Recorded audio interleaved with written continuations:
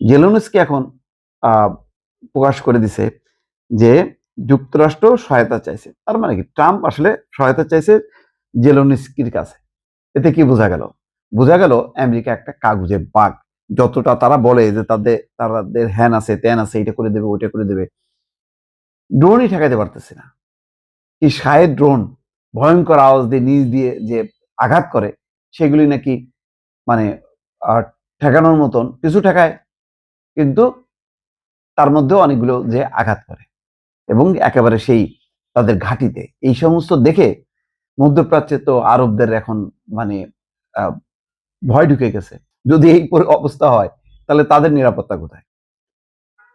খবরে বলা হচ্ছে মধ্যপ্রাচ্যে ইরানের ড্রোন হামলা ঠেকাতে ইউক্রেনের সহায়তা চেয়েছে যুক্তরাষ্ট্র।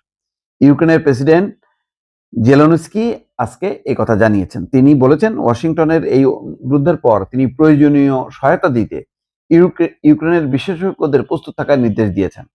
সংবাদ মাধ্যম টিআরটি ওয়ার্ল্ড বলেছে রাশিয়ার ৪ বছরের সামরিক অভিযানের সময় ইউক্রেন স্বল্প খরচে কার্যকর বিভিন্ন ধরনের ড্রোন প্রতিরোধ প্রযুক্তি তৈরি করেছে।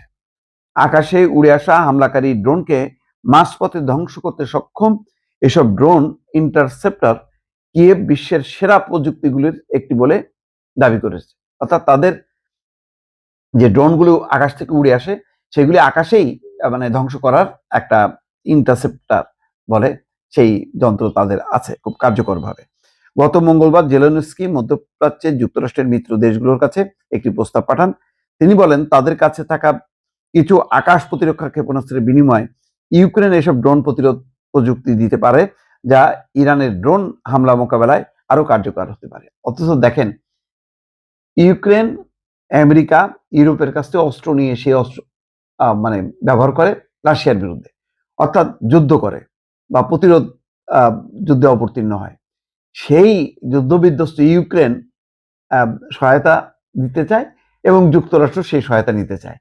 তাহলে দেউলিয়াপনা প্রকাশ পায় যুক্তরাষ্ট্রের। এবং এই জন্যই বলছি যে আমেরিকা আস্তে আস্তে একটা কাগজে বাঘে পরিণত হচ্ছে। বৃহস্পতিবার সামাজিক যোগাযোগ মাধ্যম এক্সে জেলেনস্কি লিখেছেন মধ্যপ্রাচ্য অঞ্চলে শাহেদ ড্রোনের বিরুদ্ধে সুরক্ষার নির্দিষ্ট সহায়তার জন্য আমরা যুক্তরাষ্ট্রের কাছ থেকে অনুরোধ পেয়েছি। শাহেদ ড্রোন, তিনি যে শাহেদ ড্রোনের কথা বলেছেন তা ইরানের নকশায় তৈরি এবং রাশিয়াও ইউক্রেনের বিরুদ্ধে সেগুলো ব্যবহার করেছে। রাশিয়া থেকে উৎক্ষেপণ করা এসব ড্রোনের হামলার মুখে প্রায় প্রতিদিনই ইউক্রেনের বিভিন্ন শহর ক্ষতিগ্রস্ত হচ্ছে। আবাসিক এলাকা এবং বেসামরিক অবকাঠামোর পাশাপাশি জ্বালানি স্থাপনাগুলোকেও লক্ষ্য করে হামলা চালাচ্ছে রাশিয়া। জেলেনস্কি বলেন আমি প্রয়োজনীয় সরঞ্জাম সরবরাহ এবং ইউক্রেনীয় বিশেষজ্ঞদের উপস্থিতি নিশ্চিত করার নির্দেশ দিয়েছি যাতে প্রয়োজনীয় নিরাপত্তা নিশ্চিত করতে পারে। এটা মানে লজ্জার হয়ে গেল আমেরিকার জন্য যে এখন ইউক্রেনের কাছ থেকে তাদের সহায়তা নিতে হচ্ছে যে ইরানের শাহেদ ড্রোন ঠেকানোর জন্য। দর্শক, নিশ্চয়ই আরো মজাদার কিছু খবর পাওয়া যাবে।